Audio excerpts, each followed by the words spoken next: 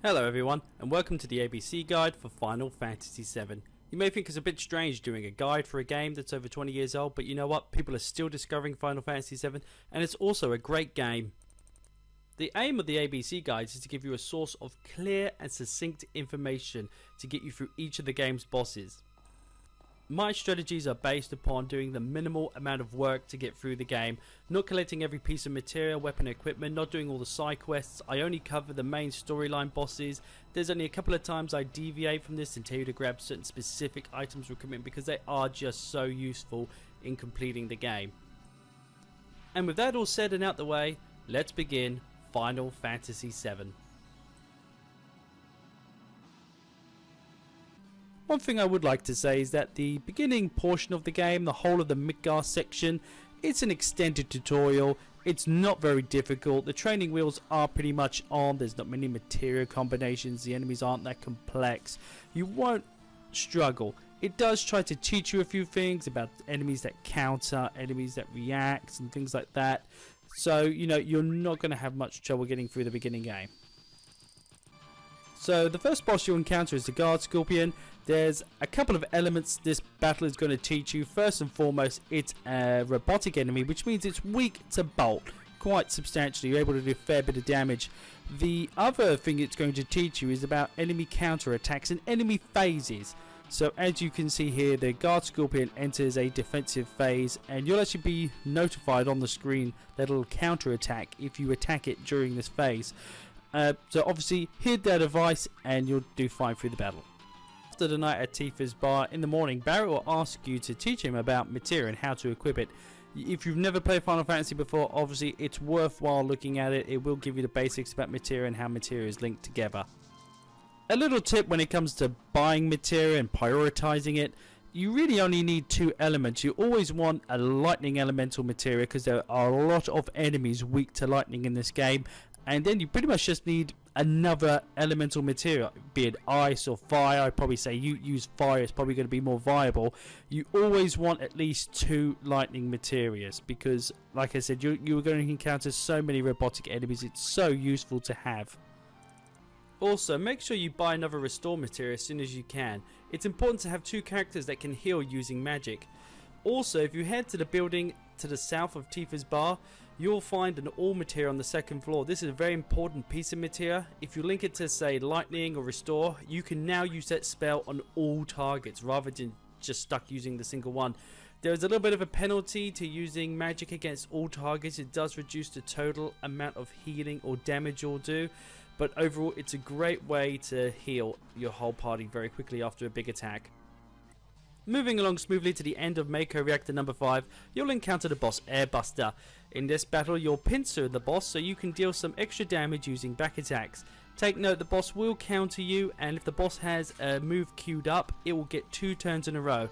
It's very important to keep everybody's HP at max, so having 2 characters with restore is very useful. Bolt spells are also incredibly useful in this battle, so 2 characters using bolt magic will drain the boss's HP very fast. Just make sure you keep your HPs topped up because Dive Bomb is incredibly powerful in this battle. After the Air Buster boss, Cloud will be separated from Barrett and Tifa. You'll be paired up with Eris, who's actually pretty weak in terms of physical attack and defense. She's got a very low HP pool, so make sure you keep her in the back ranks. Her magic set is very good and she plays an exceptionally good role as a support character. I thoroughly encourage you that when you arrive at Eris's house to head into the gardens and get the cover material. It's very useful when it comes to protecting low HP characters like Eris. After completing Corneo's mansion, you'll come face to face with Apps.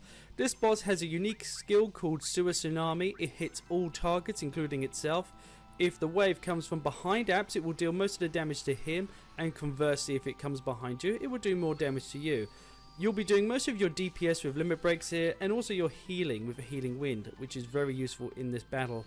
Other than that, you can use physical attacks or magic as you will. Apps has no particular weaknesses or resistances. It's mainly about managing your HPs against Sewer Tsunami. Make sure that you have re-equipped Barrett with materia before you start this fight. Reno's a little bit of a tough customer, but if you keep on top of destroying the pyramids with physical attacks, he's never going to get on top of you. He can also paralyze your characters with his electro stun rod. Overall, his attacks don't deal a lot of damage. He's pretty susceptible to all magic attacks and physicals, so you shouldn't have any trouble with this boss whatsoever. After the very long story section, you'll finally arrive at the Shimmer Headquarters. We're getting very close now to the end of the Midgar section. You've got two options when you approach the Shimmer Headquarters. You can either burst in through the front doors and engage in quite a few battles, get some experience, or you can take the scenic route, as it were, and go up the back stairs. A lot of the enemies in the Shimmer Headquarters are robotic, and so they're very susceptible to bolt. You can get your first elemental materia by guessing the mayor's password first time. In order to do that, if you head to one of the 4 rooms and read the placard before you enter, it'll say something like 15 science project. When you go into that room, what you're doing is you're looking for a book on the bookcases that has nothing to do with science. It'll say like weapons research or, you know, space or something like that. Then you'll count 15 letters in and you take that letter. That's one of the letters in the password. You do that in all 4 rooms and you'll get the letters that you need to guess the correct password. This next boss you'll fight in Hojo's laboratory, he's a very easy battle. He's very susceptible to fire attacks. Red 13 has fire materia equipped already. If you chose to buy another fire materia earlier in the game, that's even better. You'll have some great DPS here. Ignore his 3 little minions, they're just dealing extra damage for him. You just want to focus all your attacks on the boss. Have Barret attack long range against him as well. He gets no obviously damage drop off on that, which is good. One of this boss's most prominent attacks is its smog breath that poisons all of your party unless you have the star pendant equipped, which actually makes you immune to poison. The damage it does isn't huge. You can easily power heal through it, so I wouldn't waste my time throwing antidotes all over the place. You're just going to drag the battle out even longer, and you don't want to be doing that. After the scene where you find out President Shinra has been murdered, you're going to be prompted to unequip all your party members. This gives you the opportunity to re-equip the 3 that you'll be left with. You'll be using Ares, Barret and Red 13 for the next section. And you're going to want to equip them for this boss battle you'll be facing. It's quite tough and drawn out if you don't have a good setup, and it may even force you to restart the fight. Ares works great as a support character in these battles. Obviously you've got her limit break, she should have restore materia equipped as well. But it's a good idea to give her bolt or ice to use as well, so when she doesn't need to heal you can inflict a little bit more DPS. In order to deal the best damage per second, you're going to want to equip Barret with elemental and bolt materia in his weapon slots. This will make each of his attacks have the lightning elemental attribute, so he can deal great damage. As for Red 13, he's going to have a similar role to Ares here. He's going to be doing a little bit of DPS, a little bit of healing. He's just going to give your party whatever it needs. End of the day, most of your damage is going to come from Barret in this fight. When you're back in control of Cloud, remember to equip him with materia. I suggest you give him Restore and Poison materia. Those 2 are going to be your most helpful spells in the next battle. This next battle is not as daunting as it may appear. Dark Nation will use Barrier as soon as it can on Rufus to reduce the physical damage you deal in half. Dark Nation will continue to buff Rufus in this battle, so he is your first priority. You can take him out with a few bio spells, he's pretty flimsy. Once Dark Nation's dealt with, then you're free to attack Rufus at will. Rufus has just one attack shotgun, it pretty much just deals 50 HP damage here. It's perfect for getting your limit break up, and if you have cross slash you can continuously stop Rufus, making the battle far more easier. Bio again is a good spell to use here, or anything really. Rufus has no weaknesses or resistances. After the following cutscene and just before the next minigame, you'll be prompted to once again re-equip your characters. Decide who you're going to be using for the coming boss fight. It's quite a tough fight, so make sure you are well and truly and fully prepared. In the next boss fight, the Motorball will get a free attack on your party at the beginning of battle. It's a good idea once this attack is done to heal up as soon as you can, and in this whole duration of this fight you want to be on top of your HP. The Motorball can deal some considerable damage to your entire party, and for even the slightest reduction in HP you can be instantly killed. If you are struggling with healing through the boss's attacks, then a good idea is to equip elemental and fire materials in your armor slots. This will halve the fire damage, which is really going to help mitigate that damage and make your healing process much more easier. As for DPS, you're probably going to find most of the damage you deal is going to come from limit breaks, simply because you're going to be taking so much damage, your limit breaks will charge so very quickly. But other than that, you know, you're going to be just using bolt spells, maybe ice. Physical attacks don't do a huge amount of damage to the motor ball. For this boss fight, you really do need a panic button, and it does pay off to not always use Eris's limit break healing wind. Sometimes you want to hold on to it and just use cures. You're only going to have the ability to cure everybody once at this point in the game, so healing wind is an incredibly useful skill to have at the moment, so don't be tempted to use it constantly. Hold on to it until you get really low on your HPs after one of the motor ball's main attacks. Once you leave Midgar, the game opens up quite a lot and you're going to be gaining a lot more materia. There's going to be a lot more battle nuances experienced. So right now I want to sort of have a little bit of a chat about the penalties and the bonuses of materia. So when you equip them, you'll see in the right hand column HP minus 2%, MP plus 2%. That's pretty common for most green materia.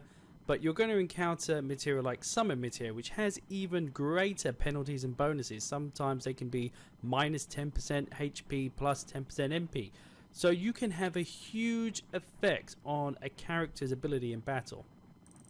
Now see, these effects, they actually add up. So if you had 3 types of materia that reduce a character's HP by 10%, then that character loses 30% of their total HP. That's quite a chunk. You also should consider the fact that Spirit, Magic Defense, Defense, Vitality, these stats don't modify damage values that much, even though the numbers change dramatically. The best way to actually absorb damage in this game is by having a sheer amount of HP. So unfortunately, if you were thinking of making like a mage build character with a low HP but is able to absorb a lot of damage, put them in the back row to reduce their physical damage, or have a character with cover help them out, that's not going to work. When a boss uses a magic attack, they are going to get absolutely destroyed. Chances are they're going to be instantly wiped out, so you actually have to balance your material growth. You can't just chuck huge sums of powerful material on one character, because they're just going to be completely defenseless and unable to absorb any attacks whatsoever. Once Cloud's wrapped up his story about his past with Sephiroth, you'll be prompted to head south, where you'll encounter the Chocobo stable. You'll need to come here if you're going to pass the Margies the traditional way, but whilst you're here you can also have a chat with these Chocobos, and during this little cutscene you'll get a free summoning material, your first one in fact, the Chocomog. Because I'm quite lazy, I'm going to share with you my little trick for crossing the marsh. What I do is I watch the Midgar Zolom and I'm waiting for him to go all the way in that far left hand corner. When he's right down there, you can easily sprint past and he won't be able to get anywhere near you. The first thing you want to do when you get in the Mithril Mines is you want to head to the right and go up that little pathway. You'll get into the small area here where you can climb up the vines and collect the long range materia. This basically turns any character like Cloud, Tifa, Red 13 and basically makes it so they're like Barret. They can hit targets at full physical damage in the back ranks. They can also hit airborne targets. This is a materia you're going to want to keep until the end of the game. Other than that, there are no noteworthy items to collect in the Mithril Mines. Fighting here is pretty easy. The enemies aren't too deadly. There are the dragons, as you can see here flying in the background, that can use flamethrower. It's a very powerful fire-based attack. It's sometimes worthwhile getting a character with enemy skill to learn it, as it's a pretty useful fire skill to keep for the remainder of the game. Once you exit the Mithril Mines, head far west and you'll eventually reach the town Junon. And it's here you're going to face your next boss, the Bottom's Well. It's airborne, so only characters with long range attacks or the materia can attack it. However, that's not that big of a deal because Bottom's Well actually has quite a high physical defense. You do far better damage with physical attacks. Bottom's Well is vulnerable to being poisoned by the bio spell, so that's a good choice. Fire, bolt, ice, bio, all of them are perfectly good. It has no real elemental affinity, so you can just nuke it with all your magic attacks. One of Bottom's Well's more annoying attacks is its ability to encase one of your party members in a bubble. It's very similar to Reno's pyramid spell. only. You'll need to use magic to get rid of the bubble, and it will slowly drain that party member's HP. So make it your top priority to get them free. If everyone is encased in the bubble, it's game over. One of Bottom Swell's other more deadly attacks is this big wave. Unfortunately, at this stage in the game, you have no way to defend yourself against this attack. It's also the attack it uses just before it dies as well, so make sure you keep your HPs up. You're going to be so gutted if you defeat the boss only to get wiped out by a big wave at the end, so always keep on top of your HP levels. After the boss, the next few sections of the game are pretty much all story based. You've got a few mini games to do. There's a couple of things to take note of. When you're able to explore Junon, it's a good idea to head to the materia shop and buy the life materia and get it equipped immediately. It takes a lot of AP to master, but it's such a useful spell. Once you've got life 2, you can fully heal a character from death. In this minigame, you want to do as best you can. If you get a high score, the president will actually award you with the Force Stealer. It's a weapon for Cloud. It's quite unique at this stage in the game. It does fairly good damage, but also it has 4 unlinked materia slots with double materia growth. That means any materia that's equipped into the Force Stealer weapon will get double the AP you earn in a battle. It's a great way to get some of your magic spells powered up. The next boss you'll face on the Shinra boat is Genova Birth. She's a very tough boss. She has some powerful status afflictions and also some very powerful attacks. She can also interrupt your attacks and perform multiple attacks of her own in between yours. She can do an incredible amount of damage in a very short space of time. One of Genova's spells is Stop. As the name implies, when she casts it on one of your party, they will be stopped for a short amount of time. There's nothing you can do about it at this stage in the game. You've just got to deal with it as it comes. Once you've done enough damage to Genova Birth, she's going to start using W Laser. It's a move she will use 3 times in a row. You cannot interrupt it. She'll either use it per character or she can spam it all on the one character. Either way, be prepared to start doing some major healing once this attack has ended. As for your DPS, physical attacks, they're not too bad. You can use magic. Avoid using bio, it's not that great. Fire, ice, bolt, they're pretty fine. They'll do a pretty consistent amount of damage. The main thing is just keeping on top of your HP. You really don't want to get caught trying to heal someone with Phoenix Down. Every time you get a downed character and you revive them with a Phoenix Down, the bosses are absolutely ruthless in killing them off as soon as they're brought back up again. So unless you've got 2 turns stacked with a Phoenix Down and a potion, don't expect to have an easy time of it. When you're on the Coral Path, you would have been warned back in Costa del Sol about buying softs to deal with Petrify. That's a very good idea. There's a cockatrice enemy here and it can cast Break on your party, in which case you'll get a countdown timer. When the timer expires, that character will be petrified. If all your characters are petrified, then it's game over. Soft at the moment is the only way you'll be able to cure it, so make sure you do buy at least sort of 5 or 6 of them just to be on the safe side. Just a little bit of forewarning, we're going to skip over a lot of the story portions in this guide. We're not going to hold your hand through all the little field areas and guiding you through. This is mainly covering the boss fights and just giving you general tips getting through some of the sort of dungeon-like areas. So we're going to skip straight to the next boss. Dine is our next fight. He's not a particularly difficult boss, to be honest. Although Barrett's on his own, you shouldn't have really any trouble. Barrett's got a really good vitality and HP pool, so he can take quite a few hits. Dine's attacks are quite hard hitting, so your limit break is just going to be constantly charging up. If you've got Barrett's limit level 2s, even better, you can deal even more damage, but Big Shot's pretty good. Just make sure you equip Restore so that Barrett can obviously heal a huge amount of life rather than just using lots of potions over and over again. That's going to drag the battle out quite a bit. Other than that, there's not really a lot to say about this boss fight. It's very straightforward, it's very simplistic. There's no special mechanics going on here, so it won't give you any grief to get through. After you've defeated Dine and you've done the whole section with the Chocobo race, you'll be awarded with the buggy that'll allow you to cross over shallow rivers. Now, I did say we weren't going to do any optional side quests or areas, but Gonganga Village, it's so close. It's right there on your way to Cosmo Canyon. Enter the area and you'll come to this sort of fork in the road. If you go to the right, you can go to the Rune Reactor and get the Titan Materia. If you go to the left, you'll have a battle with Reno and Rude. There's also the opportunity to pick up the Death Blow Materia, which is a very useful materia to have in the game. As for the battle with Runa and Rude, it's not a difficult battle at all. The pair of them only really use individual targeting attacks.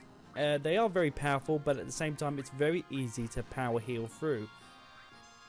As for your DPS, I thoroughly recommend using Bio to poison both Runa and Rude. Ideally focus on Reno first, he's got a lower HP total, so once you knock him out it's just going to make the rest of the battle so much more easier. Rude will try to heal Reno through the fight, but it's pretty insubstantial. You really have nothing to worry about here. This is a really easy fight to win. In Gonganga Village, the weapons and armor you can buy is actually quite expensive. My recommendation is to pretty much save your money just for the time materia. It's got Haste, which is a fabulous buff to use. It really does help out in battles, and it's almost essential really for the later parts of the game. As you attempt to pass Cosmo Canyon, the buggy will break down, forcing you to enter the nearby village. Cosmo Canyon has some pretty good weapons to buy, so if you are a little bit short on gil, it's worth going outside, farming a little bit of money. Really great items to use for a large portion of the rest of the Disc 1. Also, in the materia shop, you can buy HP and MP plus materia. They're also very handy, especially HP materia. As I've said before, that's the best way to soak up damage, is just having a massive pool of HP, and HP plus is really going to help you. It's almost recommended to get one per character. For the next dungeon, you'll be forced to take Red 13 along with you. That's actually not a bad choice. He's a pretty well balanced character. He doesn't have the biggest HP pool, but the enemies here aren't too bad, aren't too heavy hitting. If you do find he is taking a lot of damage and dying fairly easily, then stick him in the back ranks, make him a magic user. I thoroughly recommend going down this pathway here. It'll allow you to collect the added effect materia, which is incredibly useful for preventing status effects, and even grants you immunity to death very early on in the game, as we'll find out a bit later. When you collide with the spider webs later on in the dungeon, you'll encounter this sort of daddy long leg sort of creature. It's quite dangerous. It can deal a very huge amount of damage. So if you have a character with cover, make sure you keep their HP maxed out. Everything this enemy does is physical based. It's got no elemental weaknesses or resistances.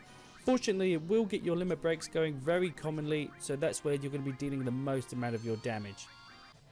Now on to the boss of the Cosmo Canyon area. I believe its name is pronounced Ginatak, but I could be wrong on that, so don't hold me to that.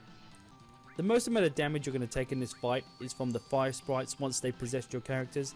That character is just going to be bombarded with fire spells continuously for a fairly decent length of time. The two ways you can protect yourself against this is there was actually a fire ring you could pick up in Costa del Sol, and that'll just nullify fire damage straight off the bat. It's an accessory as well, so it doesn't affect your armor or your weapons. The other way to defend yourself is to link fire and elemental materia in your armor slots and to reduce the damage by about half. The boss himself isn't that intimidating. He hasn't really got anything else in his repertoire to really harm you with. So you're just going to be really trading blows, just healing through those fire attacks from the sprites. Hopefully they don't possess the character that isn't well defended against fire attacks, because obviously that's going to give you a lot of grief and drain your MP reserves. As for your own DPS, you really just want to be using spells. Hopefully you've got level 2 spells like Bolt 2, Ice 2, just, you know, continuously use them. Don't use fire, that will heal the boss, and poison is useless as well. When you reach Nibelheim, you'll be forced to enter the Shinra mansion. The main thing you're going to be doing here is heading down into the basement, just like you did in the flashback, where you'll encounter Sephiroth.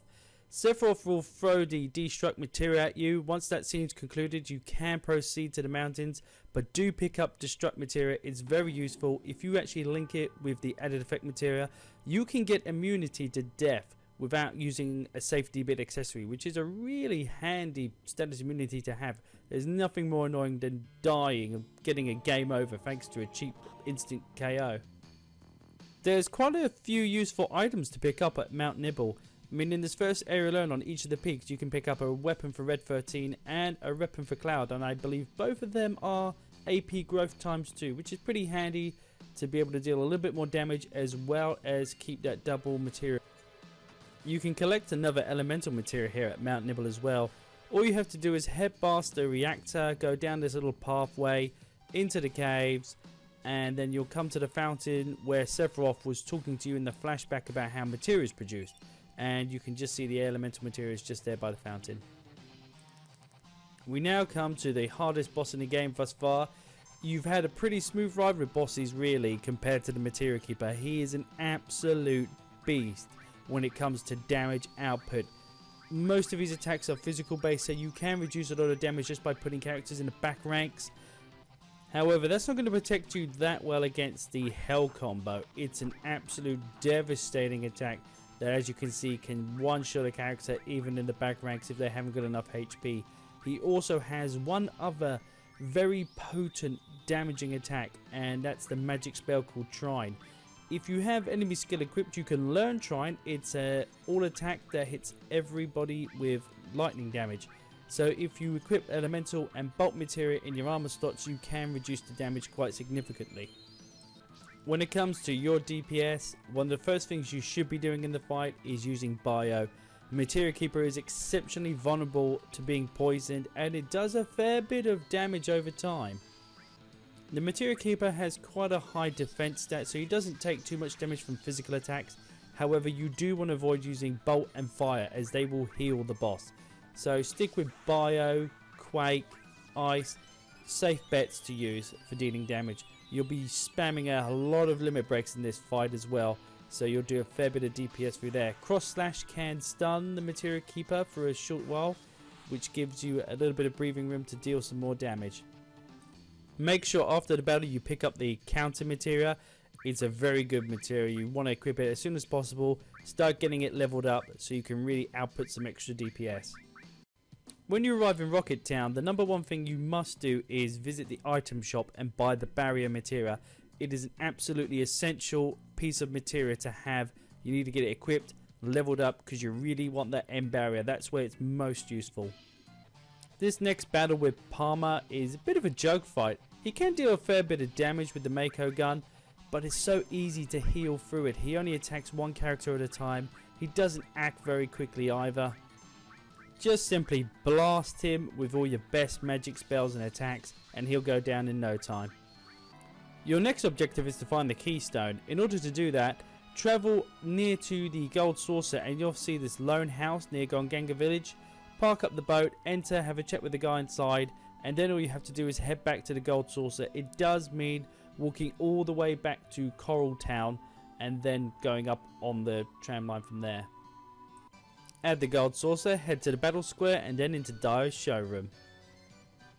Dio will challenge you to compete in his Colosseum. It doesn't matter if you win or lose, either way you're going to get the Keystone, but it is a little bit of fun. Unless, of course, this is the first thing that happens to you.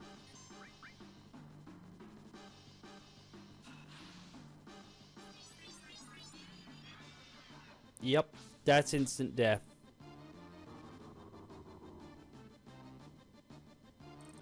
Anywho, embarrassing defeats aside, you'll be forced to stay at the Gold Saucer for a little bit. It's a lot of story elements coming up, so we'll just skip straight to the next part of the game. To get to the ancient temple, you have to head all the way to this island right at the south. You can tell because it's got this sort of pyramid structure in the forest. That's your location. You'll be forced to take Eris with you for the entirety of the ancient temple, so it's a good idea that the third character you bring is someone that's got a good HP pool and can also dish out some fairly good physical damage. There's quite a few useful weapons, items and accessories to obtain in the ancient temple, but by far I think the most important one to pick up is the Luck Plus Materia. Luck has a lot of benefits in this game. Primarily I used it to improve my critical hit rate, and by the end game I was able to dish out quite a lot of critical attacks. Really good for DPS. In the clock room, if you head through doorway number 5, you can obtain a very powerful accessory called the ribbon. The ribbon actually protects you from every status abnormality in the game, bar death and sudden death. In order to proceed, head through doorway number 6 and you'll come to this room with all these doorways. You have to catch the keeper of the temple. What he does, he has a pattern where he'll go through one door and he'll appear at another. You just have to predict that pattern, go into the doorway he's going to be coming out of, and then you can proceed to the next area. In the next area, you'll face the Red Dragon. As his name implies, he has an affinity for Fire Elemental. In fact, if you use any fire spells against him, you'll actually restore this boss's HP. So stick to using things like Bold or Bio. Bio is pretty good because you can poison this boss. Naturally, the Red Dragon uses fire-based attacks. So again, it's a good idea to have that fire ring equipped on someone, or have fire and elemental linked together in some armor slots. It also has some pretty devastating physical attacks, so you want to keep barrier up or keep your weaker characters like Eris in the back row. When it comes to your own DPS, you're better off sticking with Bold or Bio. Like I said, if you get to poison the Red Dragon, that's very good damage over time you can deal. You'll also be hitting it with a lot of limit breaks as well. So that tends to be the two places you'll be dealing your DPS. I don't suggest using physical attacks at this stage. Your weapons aren't that strong. You're probably not going to be able to deal as much damage with physical attacks as you will with magic. Not long after fighting the Red Dragon, you'll come up against the Demon Wall. This is a very powerful boss. The one saving grace you have is pretty much all of his attacks are physical. So you can reduce that damage by putting characters in the back ranks. And also the barrier material works very well here. You probably want to link barrier with all materia because it's just so handy to get barrier up on everyone as soon as possible. Another spell you want to be using in this fight is Haste. It's really useful, and pretty much from now on you're probably going to be using Haste with every boss you encounter. When it comes to your DPS, I thoroughly advise just using physical attacks. The Demon Wall has a very high magic defense stat. It takes very little damage from even your most powerful spells. Unless of course you're using the Bahamut Materia that you've recently obtained. That still does great damage as it ignores defense. Once you've reawakening on Ganga Village, your next objective is to find Eris. She's gone to the northern continent, and the only way to access it is from the western exit of the western continent via the river. I'll just leave the video running so you can see the direct route to the northern continent.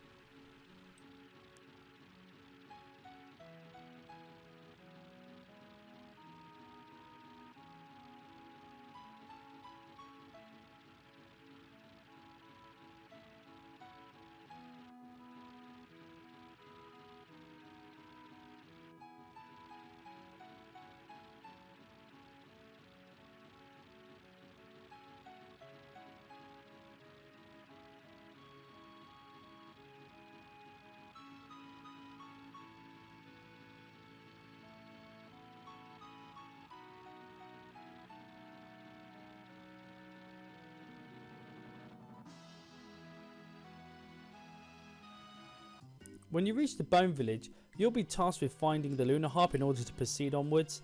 In order to do that, you have this little mini game you have where you hire staff.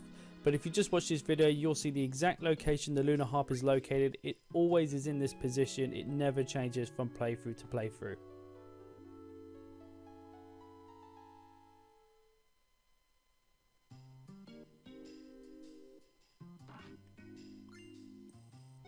Two items you absolutely must obtain is first and foremost the water ring, which you can access just before going into the ancient city. And the second thing is in this location you've just seen me in. If you go further up the spiral, there's a comet materia. It is hands down one of the best materia you can get in a game for DPS. And here's the reason why you had to get the water ring. Genova Life, all of her attacks are pretty much water based. They do an incredible amount of damage, capable of one-shotting your entire party. Now the odd thing about this battle is the purpose of the water ring is to allow at least one of your characters to basically tank through all of Genova Life's attacks. After a while she will expend all of her magic points and will be incapable of performing really any moves at all. At that point you can revive your two allies and then you can just resume an assault until she's defeated. On your way out of the ancient ruins, head down this very long ladder and you can collect a free magic plus materia. When you arrive at Icicle Inn, you'll find the weapon shop is very well stocked with some very powerful weapons. But don't be too hasty to buy them all right now, they're very expensive and you're going to be obtaining some very powerful weapons just through generally exploring the game very soon. Make sure you take the map in this building. In order to proceed to the next area, talk to the man at the back of the village. which will alert the Turks to your presence. Avoid Elena's attack by moving to the left. Now you can enter this house and collect the little boy's snowboard. You can now walk past the man guarding the back of the village and do a little bit of snowboarding. I'm not going to cover the snowboard minigame other than the fact that the controls for it are absolutely horrendous. Depending on the exit you take from the snowboarding area will affect where you land in the following section. Regardless of where you land, your objective is to get to the northern point, the tick on the map, but I would thoroughly suggest going to the eastern side up onto the mountain. There's a very useful materia to collect there. A good point of reference when it comes to finding this materia is when you reach the hot springs, you want to head to the south until you reach this fork in the road, and at which point you want to take the northeastern exit. Keep an eye to the right and you can pick up this added cut materia. If you spend too long in the snowy wilds, Cloud will pass out and you'll wake up this hut here. It's actually a perfect opportunity because this is where you need to go. You need to go up this pathway to proceed with the game, and it's quite possibly the easiest way to navigate the snowy wilds. A couple of bits of info about the Great Glacier area is it's got some very powerful enemies. The first is the Stilva. It has the magic breath enemy skill, which is quite useful to learn. There is also the purple dragon that you'll face here. They're very dangerous, powerful breath attacks, physical attacks. And then thirdly, you've got the Marlborough, which will use bad breath, which will hit your party with pretty much every status ailment in the book, and is pretty much a guaranteed game over. Also, as for the added cut materia I suggested you find, it's very good if you link it with the death blow materia. Together that means that every time death blow fails, you'll still just do a regular attack, and even better if the death blow hits and you get to do a regular attack right after, which is a great amount of DPS for this stage of the game. The boss of the Great Glacier Cavern area is the Schizo.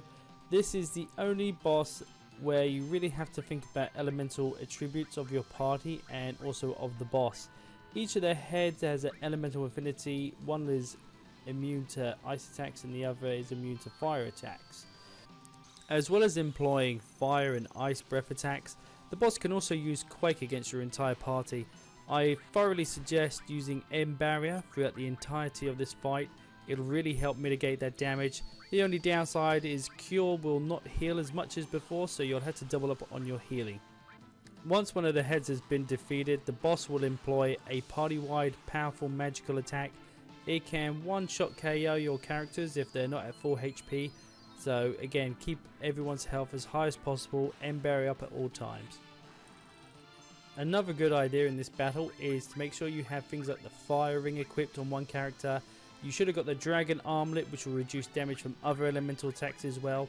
So if you spread these defenses over your team, it'll really help mitigate a lot of damage. When it comes to DPS, I thoroughly suggest having one character concentrate on it. So in this case, I use Cloud and I just had him spam Comet. It does a huge amount of damage. You do have to feed him with quite a few ethers to make it viable, but it is worth it against a boss like this. And lastly, make sure you keep those HPs at full, because this is another boss that when he dies, he will use a party-wide attack against you. Not really any noteworthy enemies in the crater, but there are a couple of materials you can keep an eye out for. There's the MP Turbo material, which can be quite handy, especially if you want to attach it to Cure to really boost your healing potential. And also there is the Neo Bahamut Materia, which is a much better version of Bahamut, does a lot more damage. There are bigger penalties to equipping it, but sometimes it's worth giving it to your magic using character. If you're having trouble with these sections with the wind blasting, I found the best thing to do was when the wind actually does pick up is just stop moving and you'll be fine. And when it dies down again, then you can move forward. This boss fight with Genova Death starts off innocent enough, but eventually she will begin to interrupt all your attacks with red light. She can actually put it off sort of, I think I had it happen to me about 4 or 5 times in a row. It does pretty big damage when it adds up like that.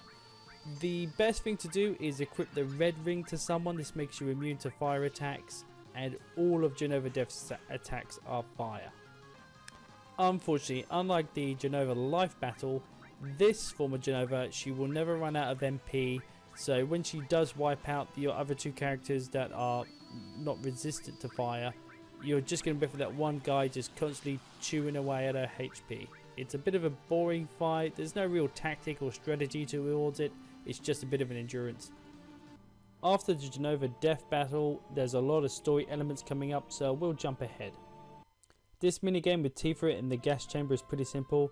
Keep using the X button to drag the key over, and then once you have the key between her feet, you've got to press X and triangle very close together at the same time, and she'll lift the key into her mouth, and then you can use the key to free her. When you obtain the High Wind, you may think you're able to explore the entirety of the world, but there's actually quite a few places restricted to you. They're exclusively for the endgame. What we want to do is head southeast to the little town of Midgar. When you arrive in Midgar, make sure you equip all your characters. The game's going to get pretty tough from here on out, and there's some very good armor and weapons to buy here. After exploring the town a little bit, you'll be prompted to enter the field hospital. Once you're back in control of the High Wind, head back over to the coral area. More specifically, we want to go to the reactor.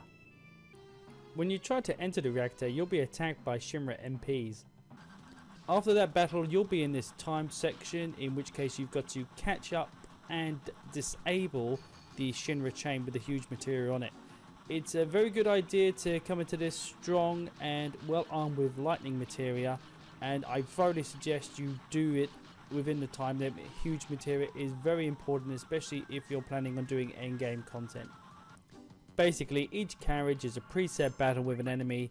It's always an enemy that's weak to lightning, so just spam bolt 2, try, anything you can to destroy them is nice and quick. You can heal in between each carriage, so try not to spend any time healing during the fights unless you absolutely need to restore HP. If you manage to be successful, you'll be the proud hero of North Corral, and you'll also be in possession of the Ultimate Materia and also one of the huge Materias. Your next objective is to head to Fort Condor. It's on the eastern continent near Junon. You'll be forced into helping the rebels fight off Shinra on the mountain. In order to do that, you need quite a bit of gil to hire all the units. You have to hire all the units because they have like weaknesses and resistances. But worst case scenario, if the enemies reach the shed at the top near the reactor, then your main party will be forced into a battle with the enemy commander. Win this battle and it's as good as if you've won it with all the little soldiers.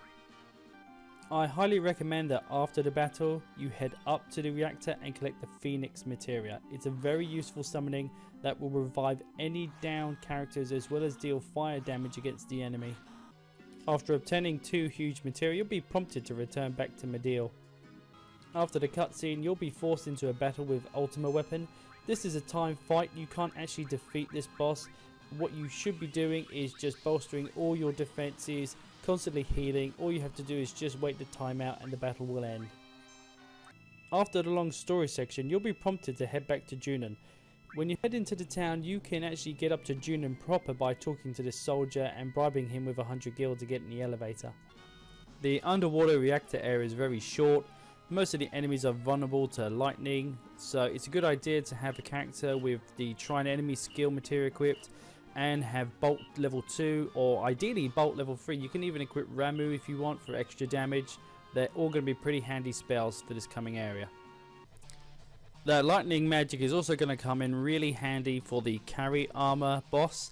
This is a very powerful boss. This spell you're about to see here, the Lapis Laser, it deals roughly around sort of 1600 HP damage. It can easily wipe out your party if you're not strong enough. It's sort of a level check really. If it instantly takes you out, you know you've got to go grind some levels to get those HP values up. End Barrier is going to be your go-to spell for this battle. It's the only way to mitigate damage from Lapis Laser. You're going to be using it throughout the entirety of the fight, so if you haven't got End Barrier yet, you're going to have to grind to get it.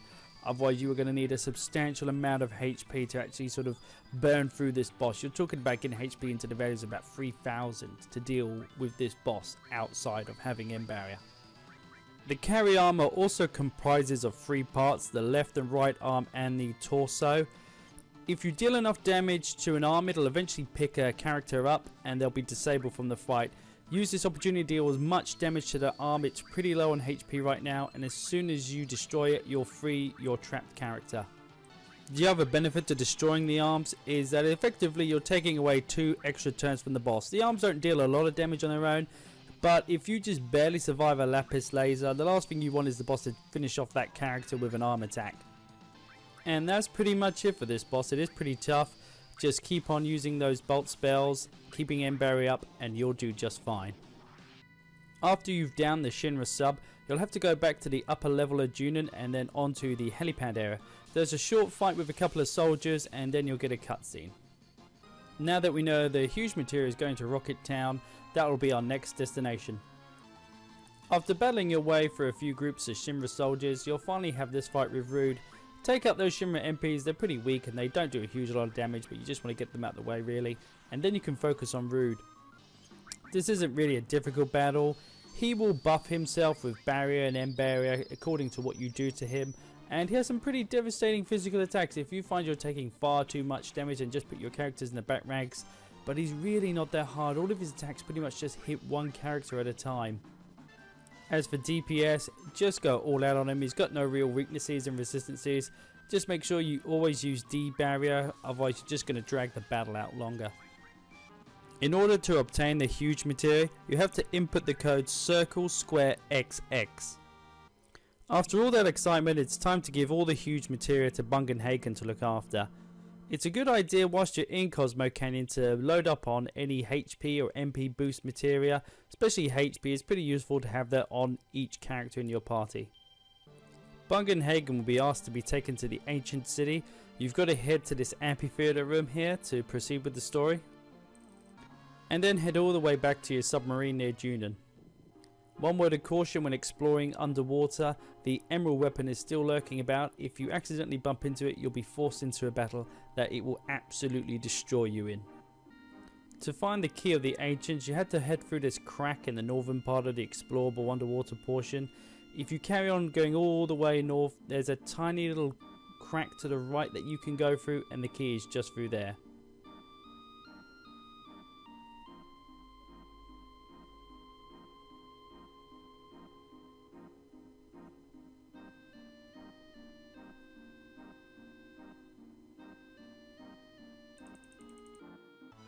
With the key in your possession, head all the way back to Bungenhagen in the ancient city.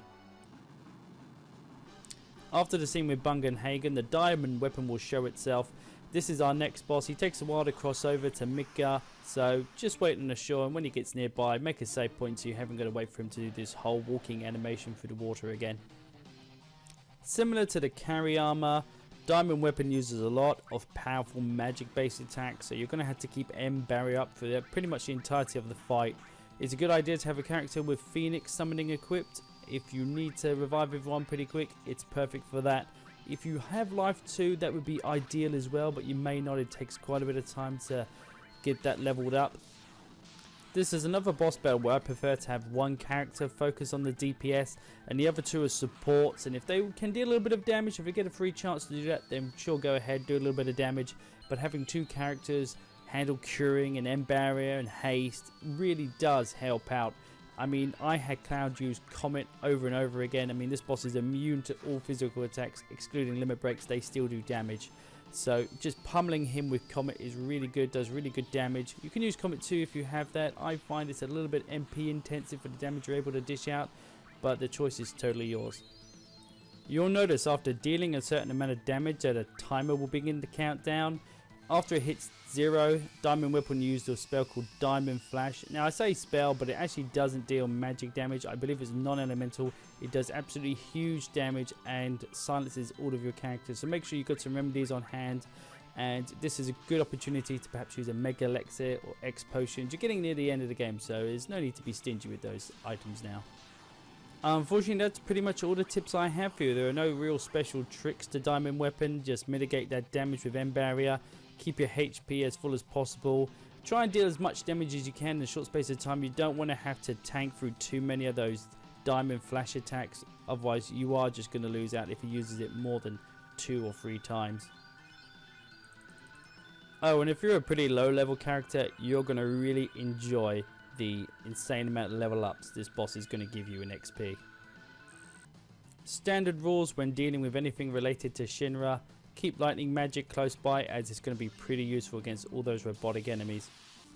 Now, I did say when I started this guide that we weren't going to be going off the beaten track, doing any side quests or anything like that. But I do think it's a really good idea when you reach the train tracks in Midgar to double back on yourself. If you head all the way down south, it's a very long journey, but keep going all the way to a dead end and you'll eventually find the W item materia. It's a very useful materia, especially for healing with X potions and things like that. If you're really naughty, you can use it for a glitch to duplicate items, but I'm not going to go into that here. That's not what we're using it for. There's also a secondary benefit for staying here in the tunnels, and that's these robotic enemies here you fight. They pretty much have a 100% drop rate for turbo ethers per enemy. You're going to want quite a few turbo ethers going into the final dungeon. You can farm some more there, but here it's so easy. There's so many. The enemies are so weak. You know, you're just going to clean up, get around sort of 30 turbo ethers, and you're pretty much going to be set for the rest of the game. Now finally, here in the tunnels we have our penultimate battle with the Turks. You'll be up against all three in this battle, so expect to be taking a huge amount of damage. You want to keep barrier up, end barrier up. They're really going to want to mitigate that damage, keep the heals up. It's a good idea again to maybe have two characters act in a supporting role. Maybe have your secondary DPS try and get a few extra attacks out. Focus on one Turk at a time. That's the best tactic I can give you. You don't want to sort of spread your damage. You're just going to drag the battle out even longer. The biggest threat to your party in this battle is Elena, because when she's lost a chunk of HP, she'll actually start to confuse your party, and that's the last thing you want when you've already got 3 enemies attacking you, is to have one of your own team start striking back. And especially if you've got some powerful melee fighters, they can deal an absolute huge amount of damage to each other, and that could spell the end of battle. If you've got a weakish sort of character, make sure you prioritize them to knock your ally out of confusion. That's the best thing I could suggest right now, or you can use a remedy.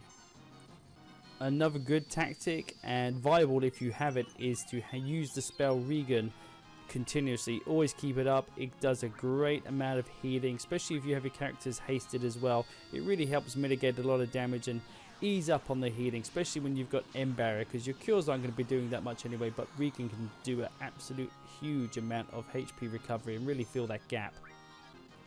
If you're starting to struggle, this is a perfect time to use all your most powerful summonings. Bahamut, near Bahamut. If you have 0 Bahamut, they do excellent damage to all of them, and that can really help end this battle pretty quick.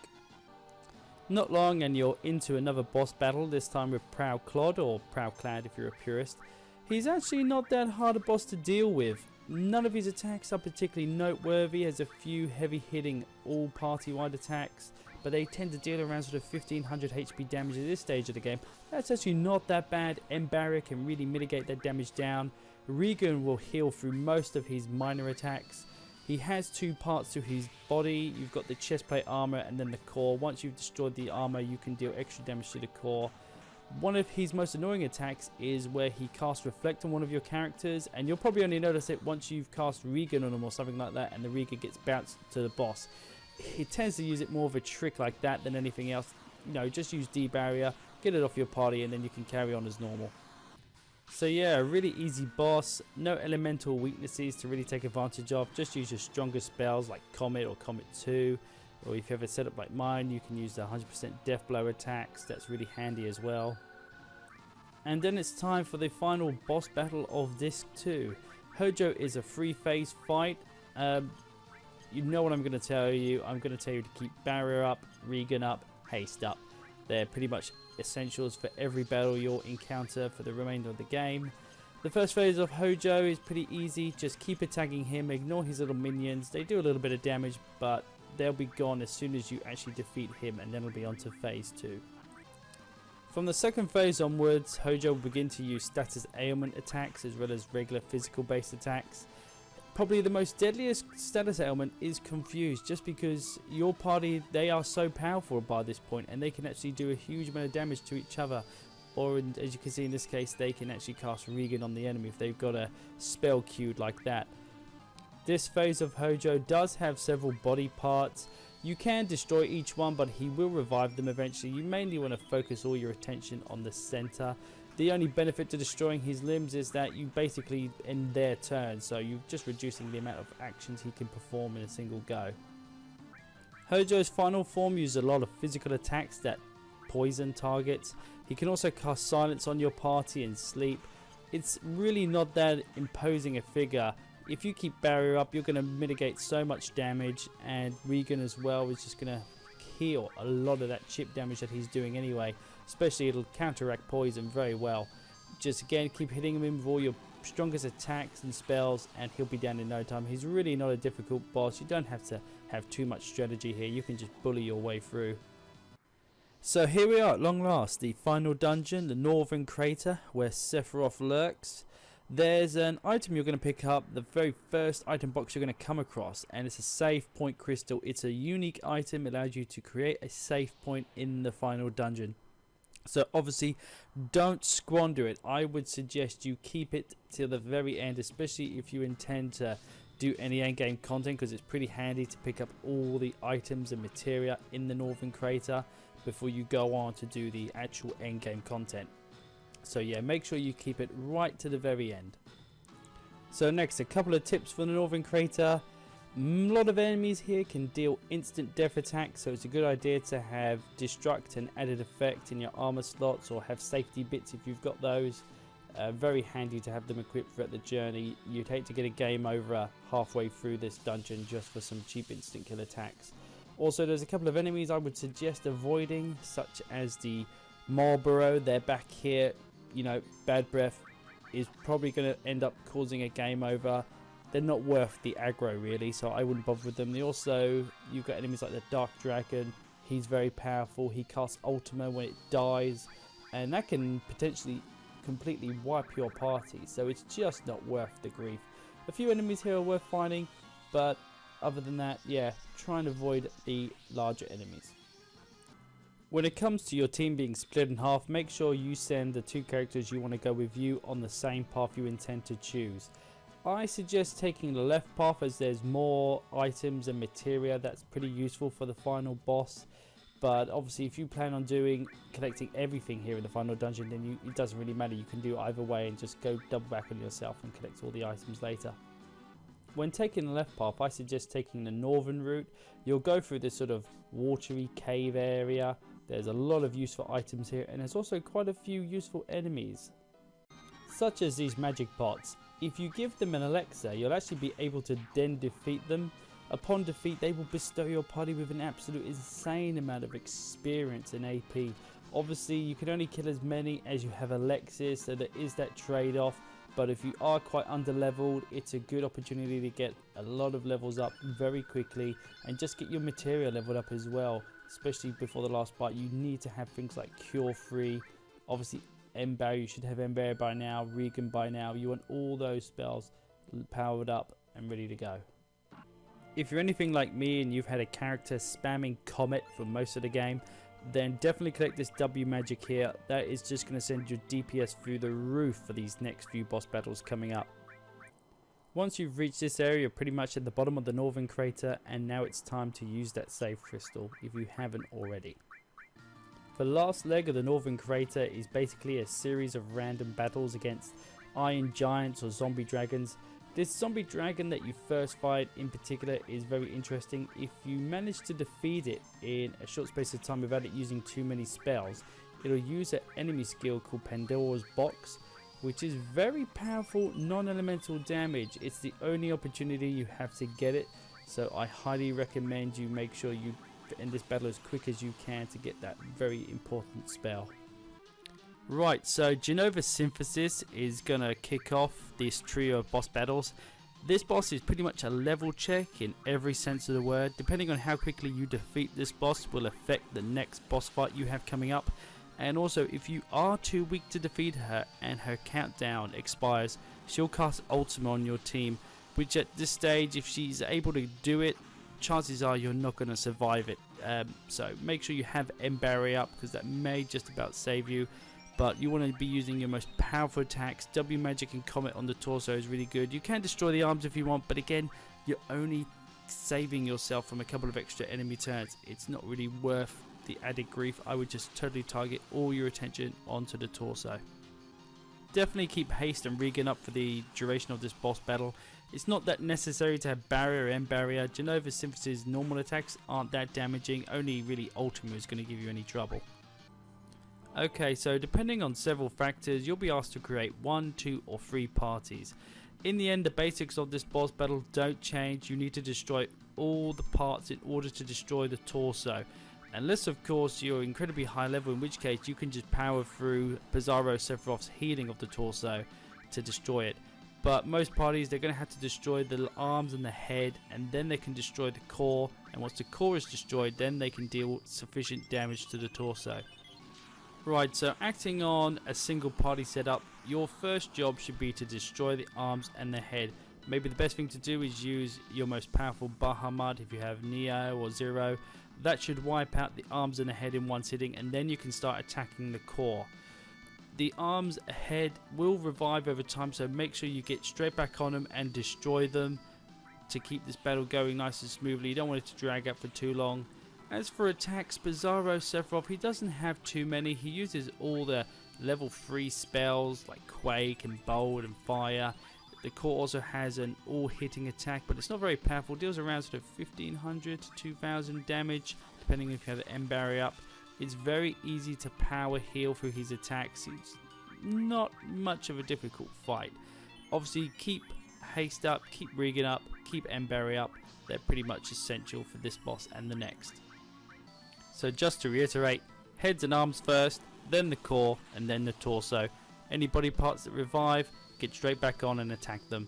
He's a very easy boss. He's not difficult at all, which is good because you're going to need your wits about you for the final boss fight. And here he is, Safer Sephiroth. Sephiroth's final form is incredibly powerful. There's some very powerful spells and moves. You're obviously going to need to keep M barrier up at all times, haste and regen as well. Every time he casts Wall on himself, you need to debarrier that immediately. You do not want him mitigating any of your damage. You need to try and wrap this fight up as quickly as can be. But let's not jump ahead of ourselves. Let's talk a little bit about his attacks. Right, so Sephiroth has 2 phases. He has a phase where he's lowered to the ground and a phase where he raises up. When he's lowered to the ground, he's pretty much at his least most intimidating. He'll use spells like Shadow Flare. He'll attack you with his wing. Shadow Flare can instantly kill targets. The wing move doesn't deal a huge amount of damage. You can easily tank through it. Then he has a spell called Dean, which is a moderate party-wide attack. Deals roughly around sort of 1500 HP damage. It's nothing to worry about. He can also dispel your party, removing all your buffs, so that's something to watch out for. As soon as he does that, bring them all back up. He has a move called Pale Horse, which is quite powerful. He only does this move once he raises into the air, and he always does Pale Horse before he uses his ultimate attack. So what Pale Horse does, it does about 1000 HP damage, but it can cause various status abnormalities. Make sure that you heal the character that was struck by Pale Horse, otherwise they're not going to survive Sephiroth's ultimate attack called Supernova, which is just a really annoying attack. It takes about 2 minutes to complete, and he can use it multiple times through the battle, so it does drag this boss fight out quite a bit. The only thing about this spell is it's basically Demi with some status ailments thrown in for good measure. It'll reduce your HP to a 16th of its total. If you have less than a 16th of your total HP, then it will kill you. So this spell is very capable of wiping out your entire party in one go. You want to make sure everybody has maximum HP. Don't be any less than max HP before the spell goes off, or you are going to be in so much trouble. Also, once you're stricken with those status ailments, keep an eye on what they are, because some characters can be confused, some characters can be silenced. So yeah, very powerful status ailments to get. Make sure that the confused party member, put them out of their misery if you can, and then just revive them with life 2. Get rid of silence. All these things are priorities. Sephiroth won't let up after using this spell. You really have to be on top of restoring your party back to their former strength. Now it's time to talk about your DPS, at least what you'll be able to do. This is another battle where I recommend having 2 characters play support. They'll pretty much probably be playing support the entire match, very rarely getting a chance to dish out any damage.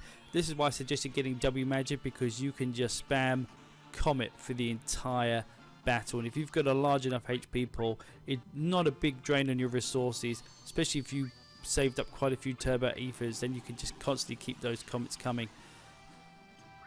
I mean, at the end of the day, you just want your DPS character to be your strongest character. So if there's a character who has something like 4 times cut materia, then that's fine. You know, as long as they're able to pretty much solely, exclusively focus on DPS and only support when absolutely desperate. Like if you need them to throw out a mega elixir after a supernova, then yeah, sure, go ahead, do that.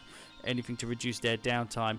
But obviously, if you're stuck in a constant cycle of, you know, healing and raising buffs and things like that and reviving, you're never going to win this battle. You need to get someone on top of dealing DPS consistently throughout the entirety of the battle, or that's it, you've pretty much lost already. One last little tip that's pretty useful for the end game, especially if you're using the wait ATB system, is to keep your menus open. Don't be in a rush to use all your turns. Play it safe. See what Sephiroth's about to do. There's no point expending all your turns as soon as they've come, and then he hits your party with a massive attack, and instead of having the opportunity to heal, or your character to just throwing slugs at him, and then he just wipes you out on the next turn. So play it cautiously. Don't spend those turns as soon as they appear. Always be thinking about the next turn, the next move he's going to do. Remember, as soon as he hovers up into the air, he's going to use Pale Horse, and then he's going to use Supernova. So as soon as he's up in the air, make sure you get your defenses straightened out. And unfortunately, that's about it for any strategies. End of the day, this battle comes down to your micromanagement of your party and how well you've set that party up. You know, don't neglect HP values. Make sure everyone has some HP plus materials. You know, as you can see here, my guys are roughly sort of straggling around the 5,000 HP mark. That's a very good number to have in this boss fight. So all that's left is to give you this one last sentiment, and that is good luck. Oh, what's this? A super sneaky final boss fight? No, not at all. This is a token battle. This is your reward for finishing Final Fantasy VII. So congratulations, you've done it. Enjoy the Omni Slash limit break. It's great to watch. If you play the end game, you have a very good chance of obtaining it and getting to use it against every enemy at your leisure. All that's left for me to say is I hope you enjoyed this guide. I hope it was useful in some way, especially to anyone who's never played Final Fantasy VII before. As you can see, I tried to make this guide as reliable as possible using the most sort of basic strats possible. I avoided doing a lot of extra content and side quests and just pretty much charged through each area, so I didn't get power leveled. I noticed most of the guides on YouTube, a lot of people have like ridiculous amounts of HP or have all like the latest limit breaks, and it's just unfeasible really if if you're not going into the game without knowing everything already. With all that said, I hope that you found this guide useful. At the very least, it was entertaining to watch. I plan on making more guides for the Final Fantasy series. I tend to do a lot of blogging at belovedgaming.co.uk. You can always read up on my blogs there, reviews and all sorts I tend to do there. And obviously I intend to add more videos to my YouTube channel. So if you like what you see, hit the like button, subscribe. That would be great. Really appreciated. Have a great day.